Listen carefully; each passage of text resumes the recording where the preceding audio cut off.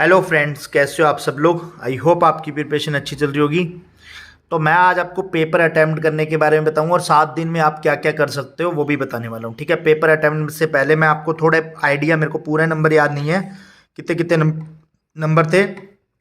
Math में 26 थे, reasoning में 19 थे और इसमें 15 नंबर थे इंग्लिश में शायद, और करंट अफेयर में 20 पॉइंट समथिंग थे, तो वही 21 के ऊपर समथिंग नंबर मान लो। ठीक है, एग्जैक्ट नहीं याद है, बस इतने इतने नंबर थे। तो मैं आपको पेपर बताऊंगा कि यार मैंने भी एक तरह से IBPS PO का मेरा पहली बार ही मेंस दे रहा था मैं, तो उसमें सही थे स्कोर वगैरह जो भी था। अब बात करने से पहले एक चीज़ और बताता हूँ, मैं एक लिंक दे रहा हूँ। ठीक है, नीचे वो वाला मॉक जरूर लगा के जाना, फ्री मॉक है।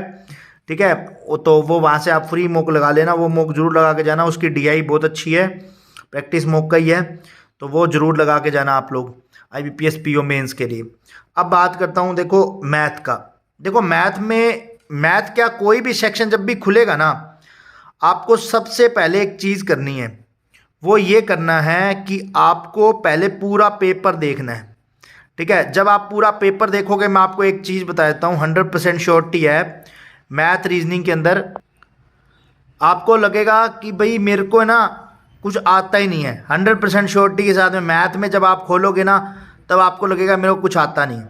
तब अपने आप को काम रखना है। जैसे फॉर एग्जांपल आपके अर्थमेटिक के 2 टॉपिक स्ट्रॉन्ग है, ठीक है, तो वो क्वेश्चन आएंगे, आप उनको करने की कोशिश करना। देखो 45 मिनट है, ठीक है, उसको अच्छे से यूटिलाइज करना है। ये नहीं कि 45 मिनट में अपन को 40 स्कोर करना है। ठीक है, 35 क्वेश्चन आते हैं और 60 नंबर के होते हैं, तो वो कुछ A और B अब तो सेक्शन भी बांट दिए हैं कि भाई 2-2 नंबर के कौन से होंगे, 1-1 नंबर के कौन से होंगे। आपको ये नहीं देखना कि यार मेरे को 2-2 नंबर के उठाने, 1-1 नंबर के उठाने। सबसे पहले आपको देखना है कि कट ऑफ कैसे क्लियर करनी है। ठीक है, सबसे बड़ा पंगा पड़ जाता है इंडिविजुअल कट ऑफ में। SBI PO में, SBI क्लर्क में ये चीज़ का नहीं दिक्कत होती, बट इसके अंदर इंडिविजुअल कट ऑफ का इतना बड़ा रोल हो जाता है ना। तो सबसे पहले अपन को, मैं ये मानता हूँ सेफ स्कोर 10 नंबर है। आप 10 नंबर तक की ट्राई करो, चाहे 10 मिनट, इसके लिए आप चाहे 15 से 20 मिनट दे देना। ठीक है, क्वेश्चन को आराम से करना। देखो जब आप देखोगे आपको ऐसे लगेगा ये भी नहीं आता, ये भी नहीं आता, ये भी नहीं आता। ये नहीं आने वाली पहले टाइम से ही आपको लगने लगेगा, बट धीरे धीरे जैसे जैसे क्वेश्चन बढ़ते जाएंगे आपको होता जाएगा। और जो मैं क्वेश्चन मैंने अभी 2-3 वो करवाए हैं, मैं उसका नीचे लिंक दे देता हूँ, कमेंट सेक्शन में दे दूंगा। ठीक है, वैसे क्वेश्चन 2-2 नंबर के आएंगे। यदि वैसे 2-2 नंबर के 3 भी क्वेश्चन आ जाते हैं ना, तो आपके कट ऑफ निकालने के लिए काम आएंगे। ठीक है, तो वो क्वेश्चन तो मैंने करवा रखे हैं और 1-2 क्वेश्चन और करवा दूंगा वैसे, ताकि आपका डाउट क्लियर हो जाए। तो आपको क्या करना है, सबसे पहले कट ऑफ के लिए जाना है, उसके बाद स्कोर के लिए जाना है। ठीक है, मेरे साथ हुआ क्या था लास्ट ईयर, तो पहले तो मैं 2-2 नंबर तक के 4 क्वेश्चन थे, शायद 8 नंबर तो मेरे वहां से बने थे। फिर मेरी 2 DI बनी थी। वो 2 DI के लिए मैं आपको सही बता रहा हूँ, 1 DI के लिए तो मेरे 14 मिनट लग गए थे। बट मेरे को ये था कि भाई मेरे ये 5 नंबर एकदम फिक्स तो है ना, क्योंकि मेंस का था। मैं ये नहीं सोच के चलता कि मेरे को यार वहाँ पे 40 प्लस लेके आने हैं, क्योंकि इतने ही होते हैं। 1-2 कोई अपवाद निकल जाए या कुछ ऐसे एक्सेप्शन निकल जाए कि वो कोई 35 प्लस ले आए तो ले आए। ठीक है, बाकी ये रेंज ये रहती है 25 से 30 के बीच में, यदि आप अच्छे से करोगे तो इस चीज़ का आपको ध्यान रखना है कि आपको 2-2 नंबर, 1-1 नंबर से पहले कट ऑफ तक जाना है। आपने जैसे ही कट ऑफ निकाली ना, आपका कॉन्फिडेंस अलग लेवल पे हो जाएगा। उसके बाद में आपको DI वगैरह है। अब जैसे देखो जाते ही कई बार क्या होता है, अपन DI उठा लेते हैं।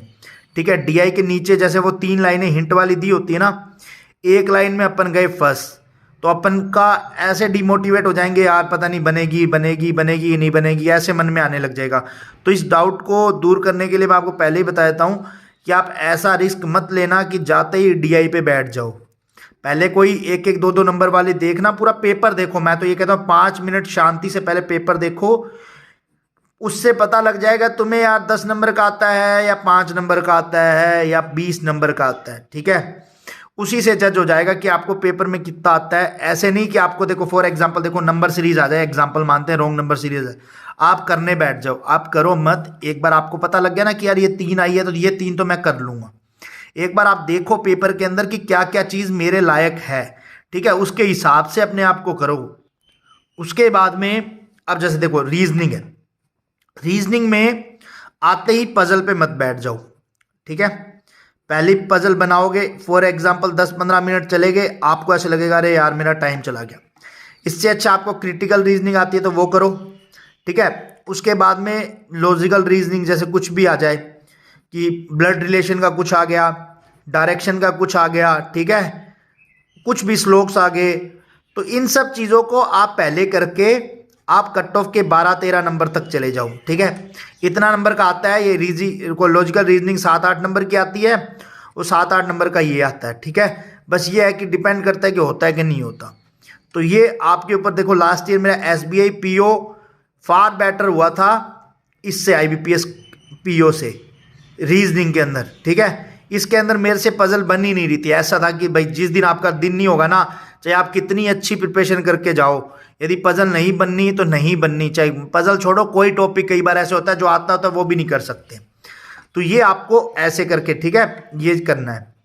अब बात आती है करंट अफेयर की। देखो करंट अफेयर में मैं आपको एक चीज बताता हूँ, सबसे बड़ा अपन पता है क्या करते हैं, पहले 5 मिनट में अपने डिसाइड हो जाते हैं। जब अपन पूरा पेपर करते हैं ना, आप 10 मिनट मान लो, पहले 10 मिनट में यदि आपके 17-18 क्वेश्चन हुए हैं तो वही क्वेश्चन एकदम सही सही होते हैं, ठीक है। मैंने क्वेश्चन ज़्यादा बोल दिए हैं, बस मैं एग्जांपल ले रहा हूँ कि पहले जितने मिनट 10 मिनट में जो आपने वन टाइम में आंसर निकाल दिए, वो आंसर आपके 100% श्योर होते हैं।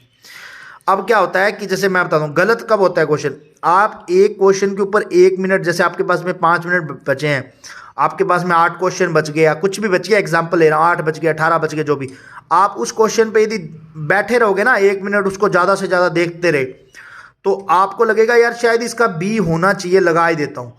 फिर बी लगाते लगाते आप क्या करते हो, 5-6 और तुक्के लगा दोगे। मैं कहूँगा रीजनिंग इसके अंदर, करंट अफेयर के अंदर आप गैस वर्क तब तक मत करो जब तक आपने उस टॉपिक को कभी पढ़ा ही ना हो। यदि आपने पढ़ा है तो देखो आपके हिसाब से, फिर कहते हैं ना कि आप लिमिटेड तुक्के लगाओ, 5 या 6 तुक्के का मतलब ये होना चाहिए कि आपको 2 ऑप्शन में आपको कन्फ्यूज़न हो। अब चारों में कन्फ्यूज़न है तो फिर तो वो ऐसा गैस वर्क है कि भाई आप अपना नेगेटिव करवाने के लिए उस क्वेश्चन को कर रहे हो, ठीक है। अब बात आती है इंग्लिश की।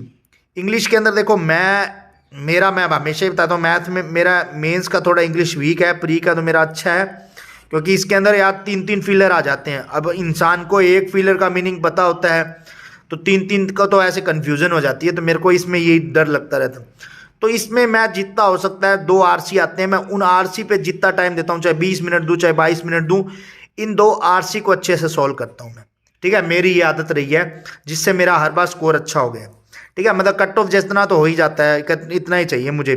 करंट अफेयर बता दिया। अब देखो ये आ गया डिस्क्रिप्टिव राइटिंग। इसका देखो आपको एक चीज़ बताता हूँ, एक तो लेटर आएगा, एक ऐसे आएगा, मतलब ऑप्शन में 2 और आएंगे और आएंगे।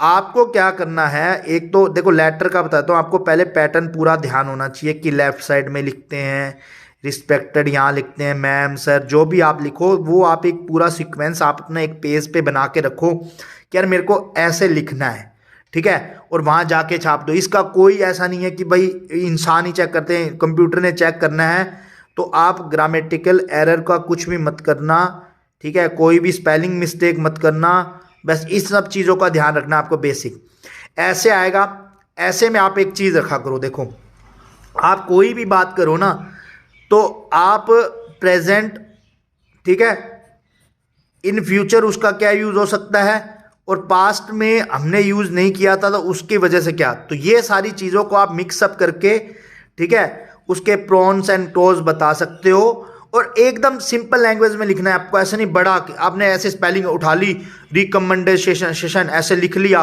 और आपको स्पेलिंग नहीं आ रही है, फिर D के बाद में I लगा रहे हो, A लगा रहे हो, तो वैसा वर्ड आप यूज़ मत करना जहाँ पे आपकी गलती हो, ठीक है। तो इन सब पेपर को आप आराम से अटेम्प्ट करने की कोशिश करना, मैंने बता दिया। यदि बाकी आपका फिर भी कोई डाउट है तो आप नीचे कमेंट सेक्शन में कमेंट कर दो, और एक मैंने लिंक दिया है उसका वो मोक लगा लेना, ठीक है।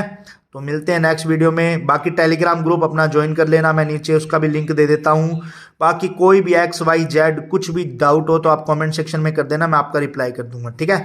तो मिलते हैं नेक्स्ट वीडियो में, तब तक के लिए स्वस्थ रहो, मस्त रहो, जय माता दी, बाय बाय।